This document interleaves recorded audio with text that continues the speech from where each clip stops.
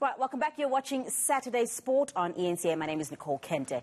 The Cricket South Africa hearings have been going on for a week now after a delay. They finally got underway on Monday. Now, what exactly has come out of Advocate Dumisa Ntsebeza's inquiry into racism and discrimination in cricket? We do have sports analyst Simnikwe Xabanisa on the line with us, and we are going to chat a bit about that. So, Sims, we've eventually seen this kick off now. I mean, it was supposed to happen previously, but look, let me just put that aside. Good news is that we're here.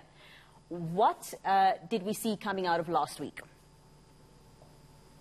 Well, I think that the obvious points that have come out is the ex CSA board member basically alleging that salaries at CSA are, there's huge discrepancies in terms of the salaries and almost along racial lines. Yeah. And then the second thing to come from the same person was about the appointment of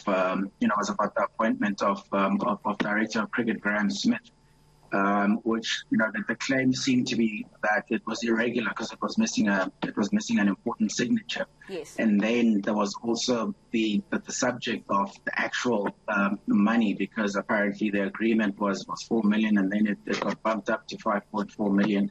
So that's essentially what's come out this weekend, or this week. But this is a very important sort of initiative, in my opinion, because for years transformation has kind of been dealt with on an instinctive basis. There's been no sort of documentation of what people say has happened. That's right. So I like a situation where people are going to speak their truth, and then it's going to be documented, and hopefully we can look at all of that and go back and say, these are the problems that keep cropping up. Let's try and fix those problems.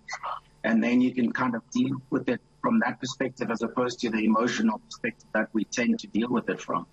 It's quite surprising, Sims, that transformation has not been dealt with accordingly at Cricket South Africa for years, because they do have a transformation committee. I think some people sometimes forget that when, you see an initiative like this, you kind of wonder, well, what has happened to the transformation committee that you've had all this time? In any event, the players are coming up next week. So the first point that you made was around salaries.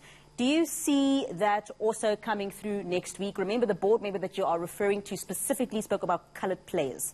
She specifically said that coloured players are getting, much less money than your white players. So do you think the players are going to echo the same? And what else do you think we can see coming from them?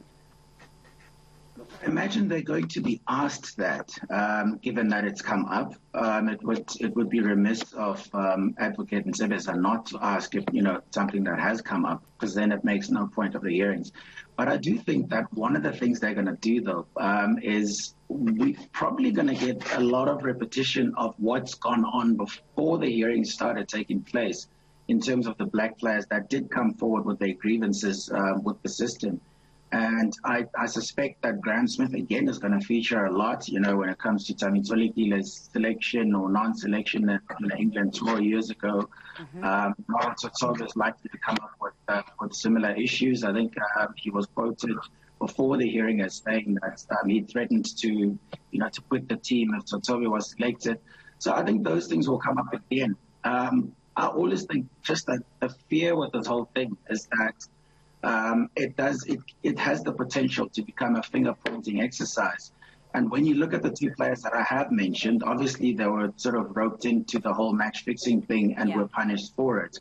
And some people sort of think, oh, well, this is an opportunity for those guys to try and sort of whitewash their reputations from that.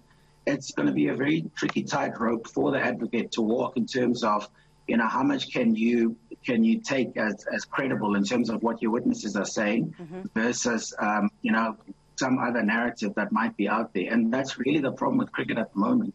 There's just too many narratives and not enough truth in terms of, what's going on behind the scenes there. The good thing is this, Simnikwe, is that we have eventually now seen this initiative get underway. There is a bit of progress, so hopefully we will see some good things coming out of it when the advocate is scheduled to go ahead and compile and release that report of his in September, and hopefully there will not be a delay with that. But hey, we'll see what happens. We're going to remain positive and hope that good things come out of that report. Now, that is it from Saturday Sport, rather, from myself and Simnikwe Xabanisa this morning. Thank you so much for joining us. Do stay with eNCA. Anli Hatting and Morena Mutupi are back with you shortly with everything in your news headlines.